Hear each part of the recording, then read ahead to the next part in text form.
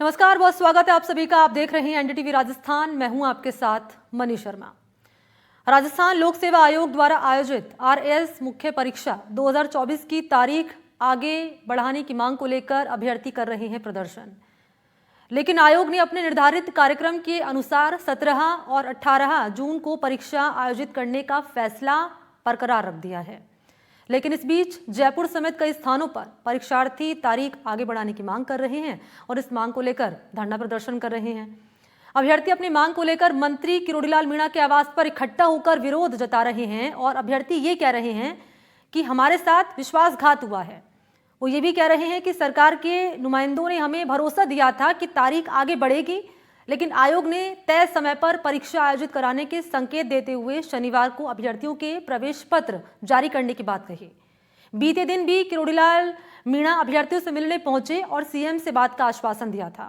वहीं आज मंत्री किरोड़ीलाल मीणा के आवास पर अभ्यर्थी पहुंचे, कह रहे हैं कि एडमिट कार्ड जारी होने के बाद भी परीक्षा की तारीख बढ़ सकती है और तारीख आगे नहीं बढ़ाने पर वो एडमिट कार्ड की होली जलाएंगे। परीक्षा का बहिष्कार भी किया जाएगा। आरएस की मुख्य परीक्षा अब 17-18 जून को होनी लगभग तय मानी जा रही है, क्योंकि आज 14 तारीख है और अब तक इस पर फैसला नहीं हो पाया है। अब से थोड़ी देर के बाद एडमिट कार्ड अपलोड होने शुरू हो जाएंगे और ये तमाम जो अभ्यर्थी हैं यहाँ पर नारेबाजी कर रहे हैं। मंत्री किरोड़ीलाल मीणा के आवास के बाहर इकट्ठा हुए हैं, बड़ी संख्या में मौजूद हैं, क्योंकि किरोड़ीलाल मीणा ने इनको इस बात का भरोसा दिया था कि परीक्षा की तारीख आगे बढ़ाई जाएगी। यह भी कहा था कि मुख्यमंत्री से इनकी मुलाकात कराई जाएगी और ये सब लोग अपनी बात वहां पर रख पाएंगे। लेकिन फिलहाल कुछ भी ऐसा नहीं हुआ। इस प्रदर्शन में न सिर्फ बड़ी संख्या में लड़के बल्कि लड़कियां भी शामिल हैं। सबसे पहले उनसे ही बात करते हैं। क्या नाम है आपका और अब आप लोगों को कितनी उम्मीद बच गई है? अभी उम्मीद तो किरोड़ी बाबा से ही है। हम खड़े हैं सुबह से धूप में। कुछ जो अभ्यर्थी हैं हमारे वो धूप छांव है सबका, मतलब इन्होंने छांव का त्याग कर रखा है, अंजल का त्याग कर रखा है। अब बाबा हमारी आखिरी उम्मीद है। ये बताइए कि मदन राठौड़ जी ने आप लोगों को आश्वासन दिया था, आप लोग थे उस वक्त वहाँ पर?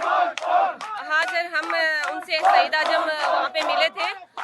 पहले उनका यही था कि वो यहाँ धरना स्थल पर आएंगे और बच्चों का जो अनशन है वो तोड़वाएंगे। मैं खुद अनशन पे बैठी थी, तो हमें कुछ लोगों को उन्होंने शहीद आजम पे बुलाया, हम वहाँ पे गए और फिर उन्होंने वहाँ पे हमारा जो अनशन है वो तोड़वाया और हमें आश्वासन दिया कि आपका काम हो रहा है और आपका काम हो जाएगा। पर हमें कोई पॉजिटिव रिस्पॉन्स उनका मिला नहीं। लेकिन अब तक ये परीक्षा की तारीख बढ़ी नहीं, अब से थोड़ी देर के बाद एडमिट कार्ड आ जाएंगे। अब क्या विकल्प बचा है, क्योंकि आप तो भूख हड़ताल पर बैठी थी, तबीयत भी बिगड़ी थी आपकी? जी जी बिल्कुल, भूख हड़ताल पे जैसा कि आपको पता है 6 तारीख से हम लोग बैठे थे अनशन पे और हमारे अभी भी कुछ साथी वहीं भूख हड़ताल पे बैठे हैं। कल से आपने देखा है उन्होंने छांव का सब चीज का त्याग कर रखा है, लेकिन सरकार फिर भी नहीं सुन रही है। और मदन राठौड़ जी ने मेरे सामने, जैसे आप खड़े हैं ऐसे ही मैं खड़ी थी, उस टाइम उन्होंने बोला था कि आप बच्चों का अनशन तोड़वाइए, मैं आपके साथ हूँ। अगर एक व्यक्ति इस अच्छी पोस्ट पे है और उसके बाद भी वो इस तरह की बातें करते हैं, तो आप सोच सकते हैं कि बीजेपी में जो बच्चों का विश्वास, और बच्चों का नहीं लोगों का विश्वास कितना रह पाएगा। और हमें अब किरोड़ीलाल जी से मैं मिली थी, कल सर के साथ ही थी मैं, मॉर्निंग में 9-10 बजे तक मैं उनके साथ थी, तो वो आरयू गए थे मेरे साथ ही और उन्होंने बोला है कि मैं आपकी पूरी हेल्प करूंगा और मुझे पूरी उम्मीद है कि अभी उनकी बातचीत गवर्नमेंट से चल रही है। अभी चल रही है बातचीत, लेकिन अब आगे क्या होगा? जब एडमिट कार्ड अगर आ जाएंगे तो आप लोग क्या करेंगे? एडमिट कार्ड से कुछ भी फर्क नहीं पड़ता सर, क्योंकि पहले की जो भी एग्जाम है वो एडमिट कार्ड आने के बाद ही पोस्टपोन हुई है। तो हमें आज पूरी उम्मीद है कि शाम तक कुछ ना कुछ गवर्नमेंट हमारे पक्ष में एक्शन लेगी। आरपीएससी को लेना पड़ेगा, मजाक नहीं चल रहा है। यहाँ कितने दिन हो गए, बहुत सारे बच्चों के जीवन का सवाल है। अगर एक भी बच्चे को किसी को भी कुछ हो जाता है, सबसे पहले मैंने भूख हड़ताल शुरू करी थी, अगर कोई भी बच्चे के किसी के भी हो जाता है तो सबसे पहला मेरे ऊपर आरोप लगेगा कि मैम ने सबसे पहले बच्चों, बहुत सारे लोग बोल रहे हैं कि आप उकसा रहे हो बच्चों को। ऐसा कुछ नहीं होता। अगर हम उकसाते ना तो यहाँ शुरू में 7 बच्चे नहीं बैठते, सब अपनी मर्जी से बैठे। मैंने सबसे पहले एक्शन लिया था कि मैं भूख हड़ताल पे बैठूंगी, क्योंकि कोई आगे नहीं आएगा तो पीछे वाले तो बिल्कुल नहीं आएंगे। तो 7 लोग हम लोग बैठे थे, बहुत तरह के लोग हैं, हमें मिलते हैं, कोई कुछ बोल रहा है, लेकिन जितने भी लीडर्स हैं, बहुत सारे बीजेपी के मेरे भी जानकार हैं, उनसे मुझे भरोसा है अभी आप लोगों को? बिल्कुल है सर, अभी तक बिल्कुल है। आरपीएससी पे भी है, क्योंकि RPSC पे भी है। कुछ और भी महिलाएं यहाँ पर हैं, लड़कियां हैं, उनसे भी हम जानने की कोशिश करते हैं। आप ये बताइए, क्या आप परीक्षा दे रही हैं या फिर किसी के साथ हैं? आप परीक्षा दे आप दे रही हैं परीक्षा।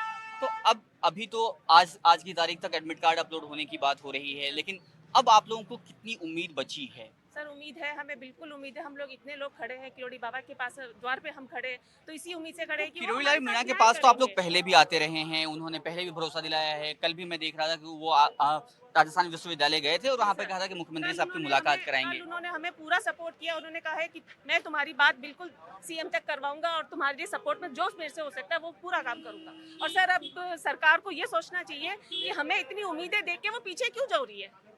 इतनी उम्मीदें हमें दे दी है, अगर उनको नहीं करना होता तो पहले ही पीछे हो जाती, हमें मना करती, हम अपने अपने घर पे बैठ के पढ़ रहे होते। तो सर अब ये गलतियां तो सारी अब आप ही देख लीजिए किसकी हो रही है। तो ये उम्मीद आप लोगों को पहले दी गई और अब परीक्षा की तारीख आगे बढ़ने की स्थिति अभी तक नजर नहीं आ रही है। ऐसे में आप लोगों के पास क्या विकल्प बच गए हैं? नहीं, हमें पूरी उम्मीद है कि हमारा एग्ज़ाम अभी पोस्टपोन होगा। अभी हम बाबा के यहाँ पर हैं और हमें पूरी तरीके से विश्वास है कि वो हमारे पक्ष में फैसला करवाएंगे और हमारा एग्ज़ाम पोस्टपोन होगा। तो अभी भी इन सबको उम्मीद जरूर है। एक बार मैं ये तस्वीरें दिखाना चाहता हूँ। ये देखिए इनके हाथ में जो ये पूरा एक ड्रॉ किया है इन्होंने, फौजियों की यही पुकार, आरपीएससी सुने गुहार। तो क्या गुहार आप लोग सुनाना चाह रहे हैं? ये तो आप लोग इतने दिनों से बता रहे हैं आरपीएससी सुन नहीं पा रही है, अब क्या करेंगे? अब सर देखिए, गुहारी कर सकता है एक व्यक्ति। तो जिस तरह ईश्वर से हम प्रार्थना करते हैं, ईश्वर के सामने किसी की पेश नहीं खाती, तो सरकार के सामने ये बच्चे अब क्या कर सकते हैं इससे ज्यादा। भाई बात हमारी पहुंच चुकी है, आश्वासन हमको दिए जा रहे हैं, लेकिन आश्वासनों पर अब कहीं कोई निर्णय हमको आता हुआ दिख नहीं रहा। तो सरकार से फिर से हम वही प्रार्थना करेंगे कि एक बार जो ये बच्चे हैं, मैंने कल सरकार के लिए एक आरती भी गाई थी जिसमें मैंने कहा था कि धीरज अब हम खो चुके हैं, थके हुए हैं हम। अब सरकार से हमारी अर्जी है कि सरकार हमारी अर्जी को स्वीकार करे और एक पोस्टपोन लेकर है वो हमारे लिए जारी करे, क्योंकि अब हम धीरज बिल्कुल खो चुके हैं। तो धीरज अगर आप लोग खो चुके हैं तो अब आप लोगों के पास क्या रास्ता है? सर सरकार जो है वो युवाओं के लिए मुद्दों पे आई है और युवाओं के लिए उन्होंने ये कहा है कि हम युवाओं के साथ न्याय करेंगे। जिस आरपीएससी के मुद्दे को बीजेपी बार बार जब विपक्ष में थी उठाती रही है, आज जब युवा उसी आरपीएससी की कार्यप्रणाली पे संशय चिन्ह लगा के आपके सामने न्याय की गुहार लगा रहा है, तब आपके सारे विधायक भी हमारे फेवर में हैं, दोनों उप मुख्यमंत्री हमारे फेवर में हैं, इवन प्रदेश के बीजेपी के जो मुखिया हैं मदन जी राठौड़, वो हमारे बीच में आके बच्चों को ये आश्वासन देते हैं कि आपका काम ऑलरेडी हो गया है, 3 महीने पेपर आगे चला गया है। इवन यहाँ तक कि सीएम साहब भी हमारे फेवर में हैं। सीएम साहब ने मदन राठौड़ जी के सामने फोन किया और मदन राठौड़ जी के फोन पे उन्होंने हामी भरी है कि 3 महीने इस पेपर को आगे बढ़ा दिया गया ये है। फोन की कहानी कैसे आई है? सर ये जब हम मदन राठौड़ जी से बीजेपी प्रदेश अध्यक्ष कार्यालय में मिलने गए तो उन्होंने हमें कहा कि हमने उनसे आग्रह किया कि साहब हमारे कुछ साथी अनशन पे बैठे हुए हैं और मरणासन स्थिति में पहुंच चुके हैं, तो आप हमारे साथ अनशन पे चलिए और उनका जो धरना है वो तोड़वाइए। तो उन्होंने कहा कि मैंने सीएम साहब से बात कर ली है।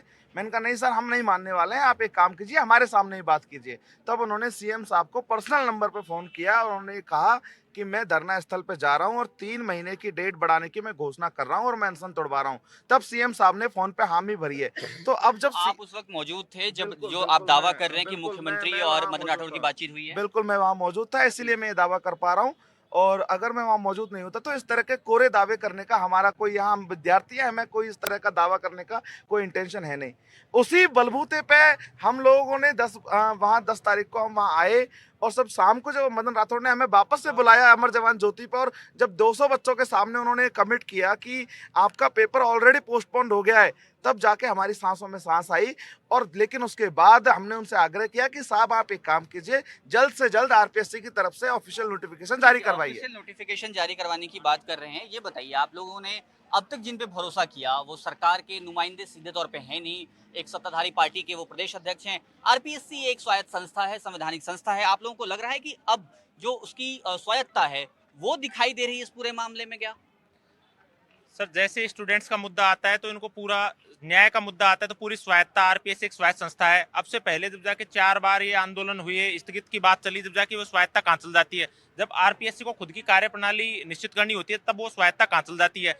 लेकिन अब ये बताइए कि 14 तारीख है आज, ठीक है, आज एडमिट कार्ड अपलोड हो रहा है, तो अब क्या ऑप्शन बचा आप लोगों के पास? आप लोग इतने दिनों से आंदोलन पे हैं, अब 17-18 को तो परीक्षा होगी, क्या करेंगे? जब तक पोस्टपोन नहीं होगा तब तक नहीं हटेंगे। अगर 17-18 को परीक्षा होती तो क्या करेंगे? बहिष्कार करेंगे और तो क्या करेंगे। वैसे भी हम अब यहाँ पे 15-20 दिन से यहाँ पे बैठे हैं तो क्या कर लेंगे तो परीक्षा आप में। लोगों को क्या उम्मीद है? 21,000 से अधिक विद्यार्थी जो कि मेंस की परीक्षा देने वाले हैं, उसमें कितने बहिष्कार करेंगे?